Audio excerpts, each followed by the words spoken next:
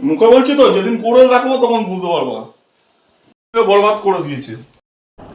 Hello বন্ধুরা, welcome back to my new blog. তো কেমন আছো তোমরা সবাই? আশা করছি তোমরা সবাই খুব ভালো আছো, আমিও ভালো আছি। এখন দেখো সকালের টিফিন নিয়ে বসে পড়েছি।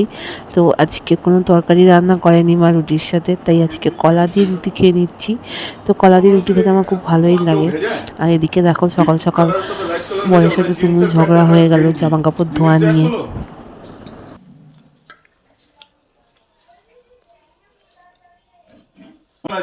করে রাখো।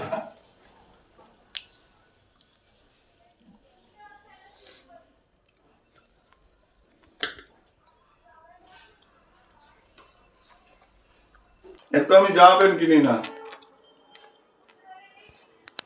কেন কেন না? যেটা ভালো আছে সে কেন কিনবো? আমার কাছে আছে, যেটা আছে আমি ফালতু জিনিস কেন করবো?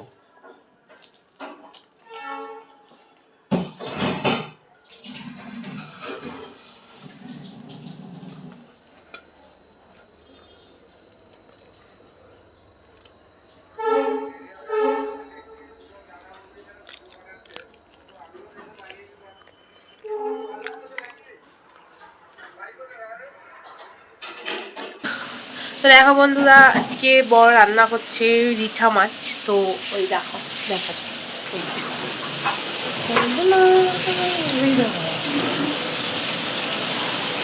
পুরো গেঞ্জি পরে রাঁধছে মাছ। দেখো আউ কিতনা গরম है भाई। দেখো এখানে মাছ হচ্ছে, চলো দেখতে থাকো তোমরা। কি যাও, চলে যাও, তাড়াতাড়ি আসবা। এই দেখো বন্ধুরা, এখানে হচ্ছে মাছ ভাজা, হচ্ছে রিঠা মাছ।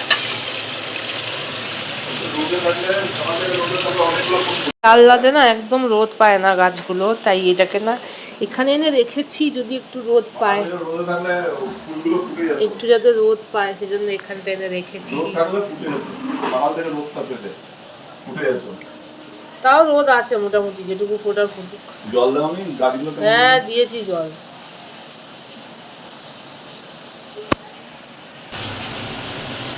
দেখো আমার বিছানা মোটামুটি গোছানো হয়ে গেছে। আর ফুলটাকে নিচে রেখেছি যাতে একটু রোদ পায়।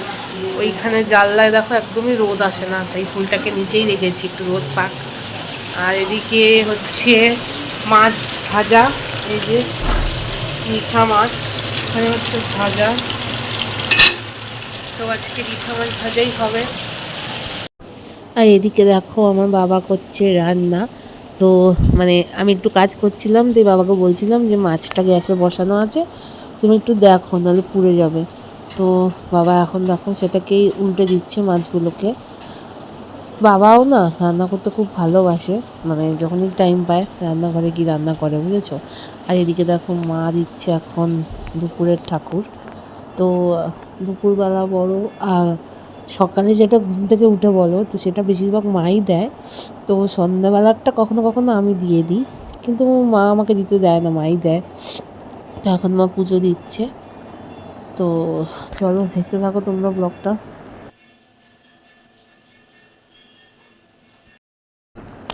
আর এখানে দেখো একটা বিয়ের নেমন্তন্ন পেয়েছি, মানে আমার মার ভাইয়ের মেয়ের বিয়ে, ঠিক আছে। তো মানে আমার নিজের মামা না, আমার মার মাস্তুতো দাদা বা এরকম কেউ হয়, মানে মাসির ছেলে বা কাকার ছেলে সম্ভবত। তো তারই মেয়ের বিয়ে, তো তার কার্ড দিয়ে গেছে। আর এদিকে দেখো বর চলে গেছিলো ছেলেকে আনতে, ছেলের আজকে ক্লাস ছিল, তো ওখান থেকে আনতে গেছিলো। আমি একদমই এখন টাইম পাচ্ছি না যবে থেকে বর এসছে। তো সারাদিন প্রায় রান্নাবান্না নিয়েই ব্যস্ত থাকছি, তাই আমি আর যেতে পারিনি। তো ও যখন আছে তাই ওকে বলেছিলাম তুমি একটু কি নিয়ে এসো, তাই ও গিয়ে ওকে নিয়ে এসছে। তো দেখো দুপুরবেলা সবাই খেয়ে দিয়ে একটু রেস্ট নিয়ে নিয়েছিলাম দুপুরে খাওয়া দাওয়ার পরে। এখন ওই 3টে বা 4টে মতো বাজে। তো আমরা সবাই মিলে বেরিয়ে গেছিলাম। তো আমরা গেছিলাম একটা আরও দেখার জন্য, মানে ওয়াটার পিউরিফায়ার। তো আমাদের বাড়িতে না জলের খুব সমস্যা, মানে ছেলেটারও পেটের সমস্যা হতেই থাকে।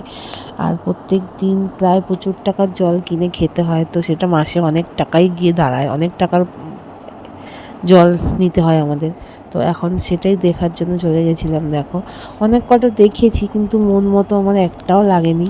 আর সত্যি কথা বলতে কী জানো তো, মানে প্রাইসগুলো এতটা বাড়িয়ে ওই ট্যাগে লেখা ছিল, মানে আমরা বলছিলাম যে কীরকম কী ডিসকাউন্ট হবে, তারপরেও যা দাম লেখা আছে, তো ওরা খুব একটা মানে ডিসকাউন্ট দিচ্ছিল না। আর যা নর্মাল প্রাইস তার থেকেও অনেকটা দাম এক্সট্রা ওখানে লেখা ছিল বা এক্সট্রা ওরা চার্জ করছিল।